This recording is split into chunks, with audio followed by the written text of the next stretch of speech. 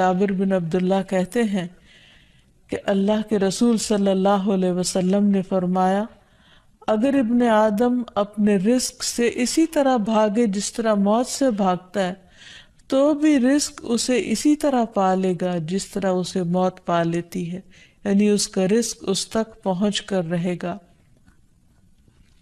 اس سلسلے میں ایک بہت اہم بات یاد رکھنے کی ہے کہ انسان رزق کے معاملے میں ہمیشہ اللہ تعالیٰ کی طرف رجوع کرے اور کسی بھی پریشانی کی صورت میں غیر اللہ کی طرف رجوع نہ کرے، یعنی اپنے دکھ، تکلیف، پریشانی، اس کا داستان، اس کی بپتا صرف اللہ تعالیٰ کو سنائے، اسی سے دعائیں مانگے، اور یہ مت سمجھے کہ اللہ تعالیٰ نہیں سنتا تو وہ کسی اور کے در پر جا کر اپنی مشکل بیان کر کے اسے مشکل کشا سمجھتے ہوئے اس سے اپنی حاجات پوری کروا سکتا ہے۔ قرآن مجید میں اللہ تعالیٰ فرماتے ہیں، وَاللَّهُ جَعَلَ لَكُم مِّنْ أَنفُسِكُمْ أَزْوَاجًا وَجَعَلَ لَكُم مِّنْ أَزْوَاجِكُمْ بَنِينَ وَحَفَدًا وَرَزَقَكُم مِّنَ الطَّيِّبَاتِ أَفَبِالْبَاطِلِ يُؤْمِنُونَ وَبِنِعْمَةِ اللَّهِ هُمْ يَكْفُرُونَ وَيَعْبُدُونَ مِن دُونِ اللَّهِ مَا لَا يَمْلِكُ لَهُمْ رِزْقًا مِّنَ السَّمَاوَاتِ وَالْأَرْضِ شَيْئًا وَلَا يَسْتَطِيعُونَ۔ اور اللہ نے تمہارے لیے خود تم ہی سے بیویاں بنائیں اور تمہارے لیے تمہاری بیویوں سے بیٹے اور پوتے بنائے اور تمہیں پاکیزہ چیزوں سے رزق دیا، تو کیا وہ باطل کو مانتے ہیں اور اللہ کی نعمت کا انکار کرتے ہیں؟ اور وہ اللہ کے سوا ان کی عبادت کرتے ہیں جو نہ انہیں آسمانوں اور زمین سے کچھ بھی رزق دینے کے مالک ہیں اور نہ وہ طاقت رکھتے ہیں۔ تو اس آیت سے واضح طور پر پتہ چلتا ہے کہ اللہ کے رزق کے خزانے صرف ان کا مالک اللہ ہی ہے، اس کے علاوہ کوئی نہیں۔ اگر اللہ تعالیٰ کسی کو رزق نہ دے تو کوئی اور کچھ بھی نہیں دے سکتا، کیونکہ اللہ تعالیٰ نے ملکیت کے یہ سارے اختیارات اپنے پاس رکھے ہوئے ہیں، کسی اور کو نہیں دیے۔ جیسا کہ ایک اور آیت میں آتا ہے کہ انسان کو اللہ ہی کے ہاں رزق تلاش کرنا چاہیے۔ فرمایا، انما تعبدون من دون اللہ اوثانا وتخلقون افکا ان الذین تعبدون من دون اللہ لا يملكون لكم رزقا فابتغوا عند الله الرزق واعبدوه واشكروا له الیہ ترجعون۔ تم اللہ کے سوا چند بتوں ہی کی تو عبادت کرتے ہو اور تم سراسر جھوٹ گھڑتے ہو۔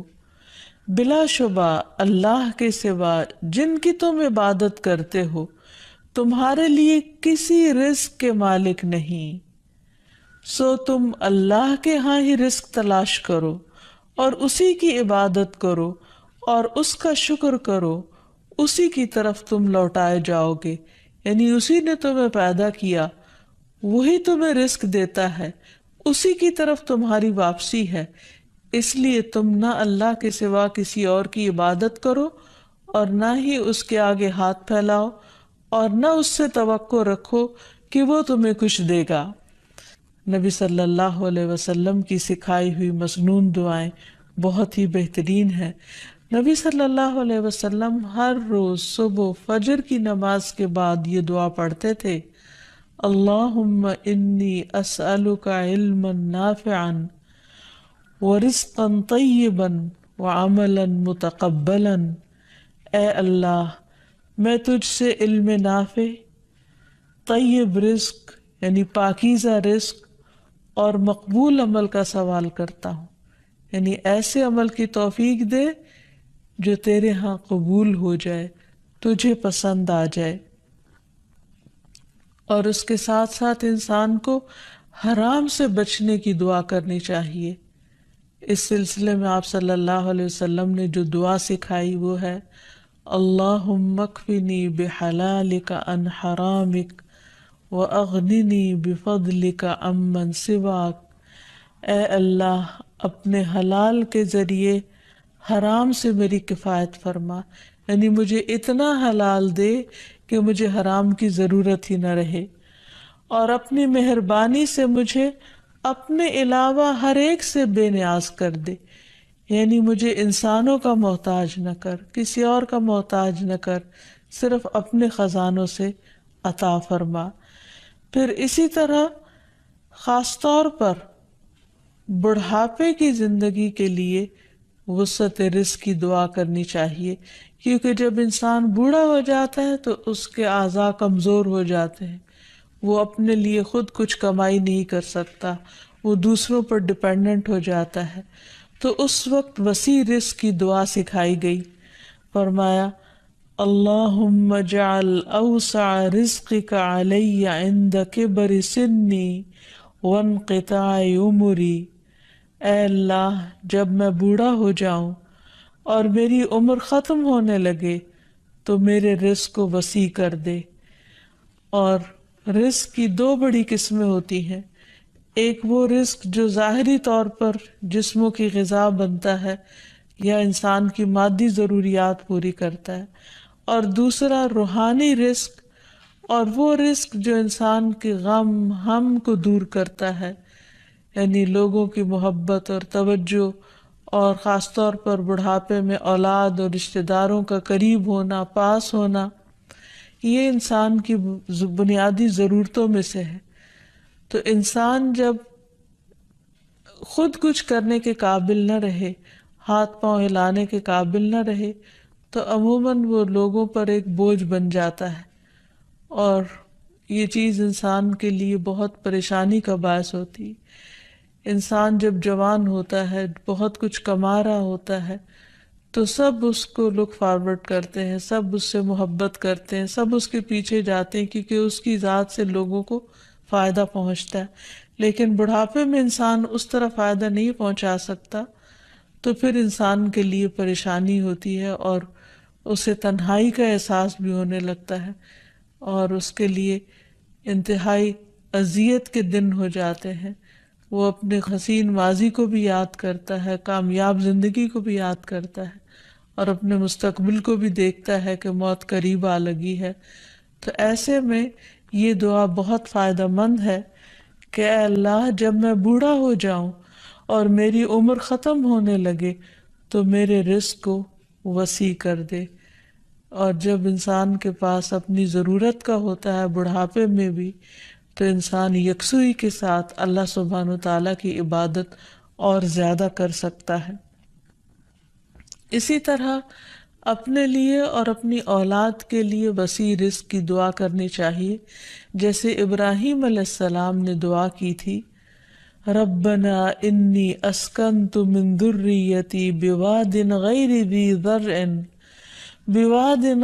ذی زرع عند بیتک المحرم ربنا لیقیموا الصلاة فاجعل افئدة من الناس تہوی الیہم وارزقہم من الثمرات لعلہم یشکرون۔ اے ہمارے رب، بے شک میں نے اپنی کچھ اولاد کو اس وادی میں آباد کیا جو کسی کھیتی والی نہیں، تیری حرمت والے گھر کے پاس، اے ہمارے رب، تاکہ وہ نماز قائم کریں۔ سو کچھ لوگوں کے دل ایسے کر دے کہ ان کی طرف مائل رہیں، اور انہیں پھلوں سے رزق عطا کر تاکہ وہ شکر ادا کریں۔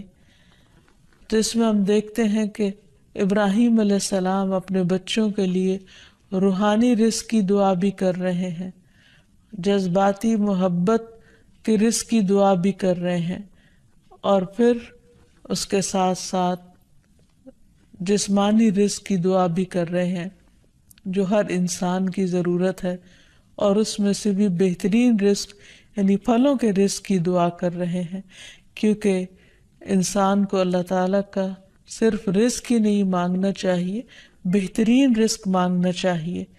یعنی ایک تو سمپل سی دعا ہے اللہم ارزقنی، اور پھر ورزقنا وانت خیر الرازقین، جو سورۃ المائدہ میں اللہ تعالیٰ نے دعا سکھائی ہے، اور ہمیں رزق دے اور تو سب رزق دینے والوں میں سے بہترین ہے۔ رزق کی تنگی میں خاص طور پر استغفار بہت فائدہ دیتی ہے، یعنی انسان کے گناہ انسان کے رزق کے راستے میں رکاوٹ بن جاتے ہیں۔ اور آخر میں یہ بات یاد رہے کہ انسان کے رزق میں اکثر اس کے اپنے گناہ رکاوٹ بن جاتے ہیں۔ اس لیے جب انسان ان گناہوں سے توبہ کرتا ہے، استغفار کرتا ہے، تو اللہ تعالیٰ رزق کے دروازے کھول دیتے ہیں، جیسے اللہ تعالیٰ کا وعدہ ہے۔ قرآن مجید میں آتا ہے، نوح علیہ السلام نے اپنی قوم سے کہا، فَقُلْتُ اسْتَغْفِرُوا رَبَّكُمْ إِنَّهُ كَانَ غَفَّارًا يُرْسِلِ السَّمَاءَ عَلَيْكُمْ مِدْرَارًا وَيُمْدِدْكُمْ بِأَمْوَالٍ وَبَنِينَ وَيَجْعَلْ لَكُمْ جَنَّاتٍ وَيَجْعَلْ لَكُمْ أَنْهَارًا۔ اور کہا کہ اپنے رب سے معافی مانگ لو، بلا شبہ وہ بڑا معاف کرنے والا ہے۔ وہ تم پر آسمان سے خوب بارشیں برسائے گا اور تمہاری مال اور اولاد سے مدد کرے گا، تمہارے لیے باغ پیدا کرے گا اور نہریں جاری کرے گا۔ تو اس سے یہ پتہ چلتا ہے کہ دنیا میں جتنی بھی راحتیں اور رزق کی قسمیں ہیں، ان سب کی کنجی استغفار ہے۔ تو اس لیے انسان کثرت سے اپنے گناہوں پر توبہ کرتا رہے۔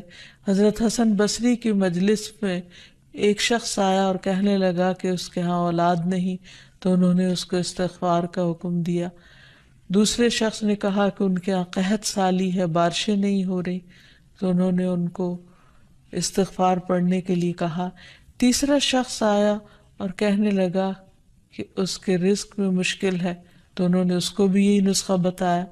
تو ان کی مجلس میں سے ایک شخص نے کہا کہ آپ نے ہر مشکل میں مبتلا شخص کو ایک ہی بات بتائی، ایک ہی وظیفہ بتایا، اور وہ بخشش کی دعائیں کرنے کا۔ تو کہا کہ کیا تم نے سورۃ نوح کی یہ آیت نہیں پڑھی؟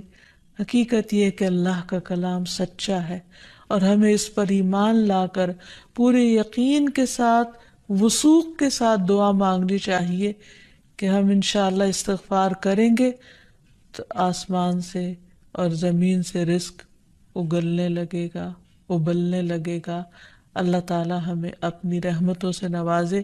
اور استغفار کے لیے سمپل، اے اللہ مجھے بخش دے، اے اللہ مجھے معاف کر دے، اے اللہ میرے اگلے پچھلے سارے گناہوں کو معاف کر دے، اللہم اغفر لی، استغفر اللہ ربی من کل ذنب واتوب الیہ۔ اور سچے دل سے انسان توبہ کرتا رہے تو اللہ تعالیٰ کو مہربان پائے گا۔ وآخر دعوانا ان الحمد للہ رب العالمین۔ السلام علیکم ورحمۃ اللہ وبرکاتہ۔